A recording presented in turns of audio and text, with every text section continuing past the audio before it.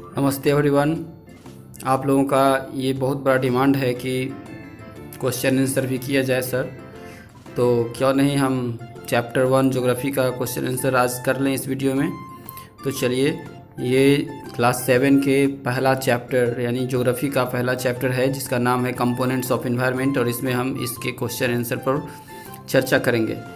तो पहला चैप्टर हमारा शुरू होता है समथिंग टू नो और MCQs से, जिसमें पहला क्वेश्चन है which one is not a part of biological environment, और इसमें सही उत्तर होगा जैसा कि आप जानते हैं biological environment refers to all living beings and physical environments refer to all non-living things. Then water is non-living things, so water is correct answer of this first MCQ. The second MCQ is volcanoes erupt due to, volcano किस कारण होता है, और इसका सही उत्तर होगा internal disturbance of earth, धरती के अंदर आंतरिक जो घटनाएं घटती है डिस्टर्बेंस होता है, इसके कारण वोल्केनिक इरप्शन होता है। तो दूसरा का A internal disturbances of the earth is right answer. Third question is which one brings a sudden change in the environment, and its correct answer is rainfall. rainfall एक ऐसा वेदरिंग प्रोसेस है, phenomena है जिसमें कि sudden changes होता है धरती के ऊपर। Our fourth MCQ is identify by the term that stands for the topmost layer of earth comprising of loose material. Minerals, sial सीमा नहीं है, इसका उत्तर होगा सॉयल, जो कि धरती के ऊपर में लूज मटेरियल के रूप में रहता है और उसे हम मिट्टी कहते हैं। हमारा पांचवा MCQ है in which year was the wild life protection act passed in India, और ये wild life protection act pass हुआ था 1972 ईस्वी में। ये पाठ में हम लोग चर्चा कर चुके हैं इसके पाठ वाले सेशन में। चलिए बी सेक्शन का पहला क्वेश्चन की ओर बढ़ते हैं। अ सिचुएशन और condition in which an organism leave, ऐसा सिचुएशन जिसमें एक जीव जिंदा रह सकता है और उसे बायोस्फीयर कहते हैं। That is the narrow zone between of contact between 3 spheres of life और इन्वायरमेंट, उसको बायोस्फीयर कहते हैं। दूसरा हमारा क्वेश्चन है the only planet in our solar system where life exist, एक ही प्लानेट है जहाँ पर लाइफ मौजूद है, वो है अर्थ, तो अर्थ हमारा आंसर होगा। तीसरा the upper most part of lithosphere which is rich in silica and aluminium, तो क्रस्ट में सियाल हम लोग पढ़ चुके हैं, सियाल यानी सिलिकन एंड एल्यूमिनियम रहता है। क्रस्ट जो upper layer of the earth है, तो क्रस्ट इसका सही उत्तर है। चौथा है सेक्शन बी का question the sphere of air that envelopes the earth, और उसको कहते हैं एटमॉस्फेयर, जो हमारे धरती के चारों तरफ इन्वेलप करके रखा हुआ है गैस के मिक्सचर को। आगे mass of water on the earth surface, सबसे अधिक पानी का जो मास है जिसको हम हाइड्रोस्फेयर कहते हैं, यानी mass of water on earth surface, इसके लिए एक वर्ड यूज होता है जिसको हम हाइड्रोस्फेयर कहते हैं, स्फेयर ऑफ वाटर। हमारा section C match the following, physical environment includes all non living things is called physical environment. Second it is most dynamic in nature, and the answer is atmosphere. Dynamic in nature it means इसका जो nature है वो change होता रहता है। Third a narrow zone supporting life, and its answer is biosphere, एक ऐसा zone है जिसमें लाइफ पॉसिबल है, इसलिए biosphere is right answer. And the fourth is they are capable of modifying environment, कौन है जो कि इन्वायरमेंट को डिस्टर्ब कर सकते हैं या सुधार सकते हैं, और वो हैं ह्यूमन बींग्स, इसलिए चौथा का B right answer. Fifth question match the following, question number 5 rock rich in silica and magnesium, silica और मैग्नीशियम से भरा पूरा रॉक कौन है, जिसको सीमा कहते हैं। सीमा जिसमें सिलिकन और मैग्नीशियम का अंश होता है उसे सीमा कहते हैं, ये शॉर्ट फॉर्म है,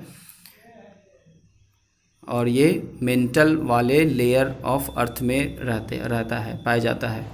अगला हमारा क्वेश्चन है डी सेक्शन का, name the major components of the environment, और हमने पढ़ा था क्लास में कि या पिछले वीडियो में कि हमारे इन्वायरमेंट का जितना भी हमारे इन्वायरमेंट में जो भी हम आसपास देखते हैं वो सब दो कैटेगरी में बांटा हुआ है, एक फिजिकल एंड दूसरा biological.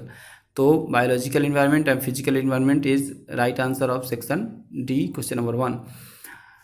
Let we discuss about what is meant by SEMA and SIAL. SEMA refers to silicon and magnesium and SIAL refers to silicon and aluminium. SEMA is found in the layer of mantle, the second uppermost layer, तो सबसे ऊपर होता है धरती के ऊपर, उसको crust बोलते हैं और उसमें सियाल पाया जाता है, यानी सिलिकॉन और एल्यूमिनियम पाया जाता है। ये इसका आंसर आप यहाँ से देख सकते हैं, सेक्शन डी का क्वेश्चन नंबर 2 का आंसर। सेक्शन डी का क्वेश्चन नंबर 2 का आंसर यहाँ लिखा हुआ है। The upper most part of lithosphere is composed of rocks rich in silica and aluminium called sial and the layer below the layer, it means sial के नीचे जो layer है, क्रस्ट के नीचे जो लेयर है, लिथोस्फीयर के नीचे जो लेयर है जिसको हम मेंटल बोलते हैं, उसमें सीमा पाया जाता है जो मैग्नीशियम और सिलिका का मिक्सचर होता है। हमारा अगला क्वेश्चन है सेक्शन डी का, mention the distribution of water in northern and southern hemisphere. चलिए इसके आंसर को देखते हैं कि इसका आंसर क्या होगा। इसका क्वेश्चन का मतलब है कि डिस्ट्रीब्यूशन ऑफ वाटर धरती के दोनों हेमिस्फीयर में यानी नॉर्दर्न और साउदर्न हेमिस्फीयर में कितना कितना % वाटर डिस्ट्रीब्यूटेड है। आपका आंसर यहाँ है, the distribution of water is not uniform in both the northern and southern hemisphere.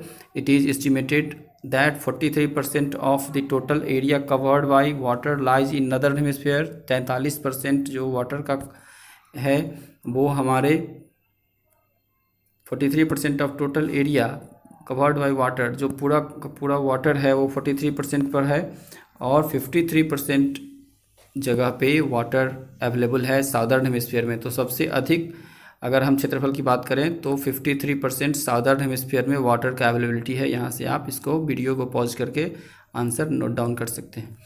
चलिए अगला सवाल की ओर हम बढ़ते हैं और हमारा अगला सवाल है सेक्शन डी का चौथा, 4th, give the literal meaning of 4 spheres of environment. 4 spheres of environment का जो लिटरल मीनिंग है, शाब्दिक अर्थ है साहित्यिक भाषा में, उसे हम जानने का प्रयास करते हैं। तो हमने पिछले वीडियो में यानी इस चैप्टर का जो वीडियो हमने जारी किया था उसमें ये बात बताया गया है कि हमारे 4 स्फीयर्स ऑफ लाइफ में पहला स्फीयर ऑफ लाइफ है, इन्वायरमेंट है, वो है लिथोस्फीयर। और the literal meaning of lithosphere is sphere of rock. यहाँ आप देख सकते हैं स्फीयर ऑफ रॉक। दूसरा आपका है एटमॉस्फेयर का literal meaning, the literal meaning of atmosphere is sphere of air. अगला हमारा जो है हाइड्रोस्फीयर, हाइड्रोस्फीयर का लिटरल मीनिंग है hydrosphere refers to the sphere of water. और द लिटरल मीनिंग ऑफ हम लिख सकते हैं इस तरह से कि literal meaning of hydrosphere is sphere of water. हमारा अगला है biosphere, literal meaning of biosphere is the sphere of life. यहाँ से हम इस वीडियो को रोक के या मेरी बात को सुन करके आप लिख सकते हैं, स्फीयर ऑफ लाइफ को बायोस्फीयर कहते हैं। अगला सवाल हमारा सेक्शन डी के लिए जो कि 5वां सवाल है, what is the atmosphere composed of. Atmosphere किस चीज़ से बना है, एटमॉस्फेयर में क्या क्या पाया जा सकता है। तो यहाँ पे आपको सेक्शन डी का आंसर मिल जाएगा। सेक्शन डी का 5वां का आंसर यहाँ बहुत कम शब्दों में लिखा है। द लिटरल मीनिंग यहाँ से, the atmosphere is composed of a mixture of gases which forms an envelope around the earth. तो यहाँ पे यही लाइन आपका आंसर हो जाएगा। It is the gaseous envelope extending about 1600 kilometre above the earth surface. यहाँ तक आप लिख सकते हैं और ये आपका कंप्लीट हो गया क्वेश्चन नंबर 5 और सेक्शन डी। अब हम बढ़ते हैं सेक्शन ई के क्वेश्चन नंबर 1 की तरफ। Differentiate between the physical and biological environment. Physical biological environment में डिफरेंस बताना है, क्या अंतर है। फिजिकल इन्वायरमेंट हमने पिछले वीडियो में बताया था कि physical environment refers to all non living things and biological environment refers to all living things. यानी कि जो भी आप देख रहे हैं यहाँ पर आपको क्वेश्चन का आंसर मिल गया। The natural environment can be further bifurcated into two groups. दो तरह के हैं नेचुरल इन्वायरमेंट, जिसमें फिजिकल इन्वायरमेंट और दूसरा है बायोलॉजिकल इन्वायरमेंट। फिजिकल इन्वायरमेंट में सभी नॉन लिविंग थिंग्स आता है, लिखा हुआ है environment include all non living things like land, water and air, and biological environment includes all living things such as plants and animals. यहाँ से वीडियो रोककर आप यहाँ पर लिख सकते हैं। अगला सवाल की ओर हम बढ़ते हैं।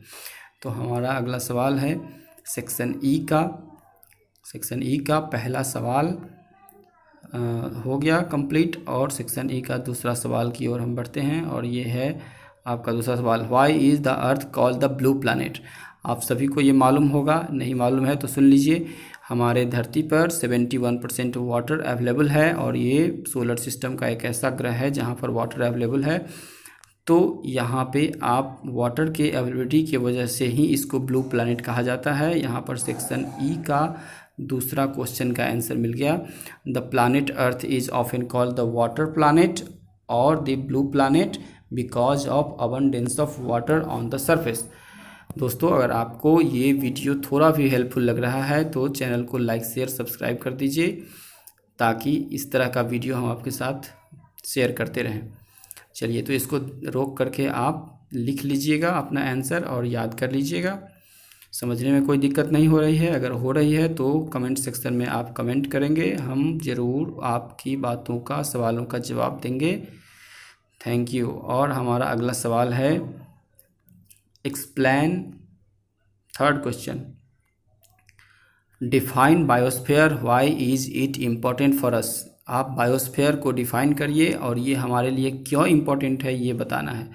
तो जैसा कि आप जानते हैं, बायोस्फीयर एक ऐसा स्फीयर है जहाँ पर जो नैरो जोन कहा जाता है, जो हमारे कंपोनेंट, जो हमारे स्फीयर ऑफ लाइफ है उसका ये एक नैरो कंटिमिनेशन है, एक ऐसा जगह है जहाँ पर सभी मिलते हैं और लाइफ यहाँ पॉसिबल होता है।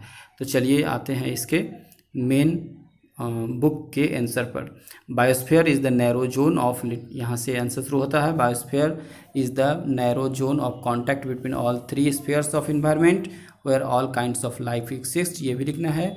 Most of the living organism like plant, animal and microbes present on earth are found on near the earth surface of the land, water and air. Human beings are important part of biosphere. यहाँ तक आप लिख लेंगे, आपका answer हो गया। और ये इसलिए इम्पोर्टेंट है क्योंकि यही एक ऐसा स्फीयर है, यही एक ऐसा ग्रह है, हमारा प्लैनेट है जहाँ पर लाइफ पॉसिबल है। और बायोस्फीयर ये ऐसा जगह है जहाँ पर लाइफ पॉसिबल है, क्योंकि बायोस्फीयर तीनों, यहाँ देखिए, तीनों का संगम है। बायोस्फीयर देखिए, यहाँ पे एटमॉस्फेयर है, यहाँ पे आपका वाटर का जो हाइड्रोस्फीयर है वो है, और ये लैंड का हुआ सॉयल, ये आपका हुआ लिथोस्फीयर। ये तीनों का कंटिमिनेशन, यानी तीनों का एक नैरो जोन है जहाँ तीनों आकर मिलता है और बनता है बायोस्फीयर। तो हमारा आंसर यहाँ पर मिल गया। अगला सवाल की ओर बढ़ते हैं। 4, explain with the help of an example how physical and biological components of environment are interdependent. हमको ये बताना है कि फिजिकल और बायोलॉजिकल इन्वायरमेंट हम पर एक दूसरे पर निर्भर क्यों है। तो यहाँ पर आप देख सकते हैं कि फिजिकल और बायोलॉजिकल इन्वायरमेंट एक दूसरे पर निर्भर है। उसका वजह है कि कोई भी बायोलॉजिकल इन्वायरमेंट बिना फिजिकल इन्वायरमेंट के जीवित रह ही नहीं सकता। जैसे हम लोग एक बायोलॉजिकल इन्वायरमेंट के पार्ट हैं जो कि एयर, वाटर, लैंड पर निर्भर हैं, और वो क्या है, वो है एक फिजिकल इन्वायरमेंट। चलिए, तो इस क्वेश्चन का जो सही उत्तर है वो यहाँ से शुरू होता है। The two components of natural environment that is physical and biological are largely interdependent on each other, can not be separated. एक दूसरे पर निर्भर है, जिसको अलग नहीं किया सकता है। Any major change of physical environment is bound, एक कुछ भी अगर होता है चेंजिंग तो वो बायोलॉजिकल इन्वायरमेंट में भी चेंजिंग कर देता है। जैसे यहाँ पर देखिए, the environment of soil takes year together and can not be visualized through our senses. हमारे बौद्धिक क्षमता के द्वारा ये हमें पता नहीं चलता है, लेकिन ये एक ग्रेजुअल चेंजेस है, धीरे धीरे चेंजिंग होता है इसमें। और यहाँ पर यह देख सकते हैं, लिखा हुआ है कि physical environment is bound to being a change in the accompanying biological environment. ये दोनों एक दूसरे पर इंटरडिपेंडेंट है। तो ये यहाँ आप इसका आंसर पा सकते हैं। हमारा अगला सवाल 5th नंबर, यहाँ पर 5th number, explain 2 ways in which human beings are disturbing the natural environment। आपको मालूम है कि ह्यूमन बीइंग नेचुरल इन्वायरमेंट को बहुत डिस्टर्ब कर रहा है और यही कारण है कि हमारा प्रकृति संतुलित नहीं हो पाता और हम तरह तरह के नेचुरल फिनोमेना का सामना करते रहते हैं। चलिए, तो सबसे इम्पॉर्टेंट है यहाँ पे वो डिफॉरेस्टेशन है, जो डिफॉरेस्टेशन के कारण हमारे यहाँ इकोलॉजिकल इम्बैलेंस की स्थिति हो गई है। तो डिफॉरेस्टेशन क्या है?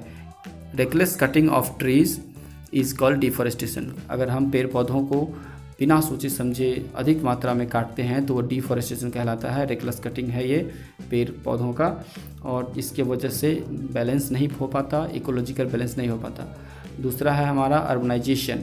तो अर्बनाइजेशन क्या है? शहरीकरण। बहुत सारे लोग गांव की सुविधा नहीं होने की वजह से शहर में आते हैं और इसके लिए बिल्डिंग बनाना पड़ता है, इसके लिए सड़कें बनानी पड़ती है, कॉलेजेस, हेल्थ, एजुकेशन सबका व्यवस्था करना पड़ता है इसके लिए। इसके कारण हमें कहीं ना कहीं पेड़ पौधों को काटना पड़ता है और हमारे नेचुरल थिंग्स को, इन्वायरमेंट को नुकसान पहुंचाना पड़ता है, और यही वजह है कि हम सभी इससे प्रभावित होते हैं। तो इसका आंसर आप एक्सप्लेन करना है। डिफॉरेस्टेशन को एक्सप्लेन करना है तो इसको करेंगे, deforestation is the reckless cutting of trees and natural forest that disturbs the ecological balance, and the second is urbanization. Rapid increase of population becomes or compel the urbanization and it disturbs the ecological balance। इसके साथ हमारा ये chapter समाप्त हो गया। यहाँ पर map scale में आप देख सकते हैं कि गिर नेशनल पार्क है गुजरात में, जिम कॉर्बेट नेशनल पार्क जो आपको लोकेट करना है ये उत्तराखंड में है। आप आइए येलो स्टोन नेशनल पार्क जो यूएसए में है, इसको आप देख लीजिएगा। सेरेंगती नेशनल पार्क जो तंजानिया में है, फ्लोरिड नेशनल पार्क जो न्यूजीलैंड में है, ये आप एक मैप लेकर के और वहाँ पर लोकेट कर लेंगे। फिर अगले वीडियो में अगले चैप्टर के साथ हम मिलते हैं।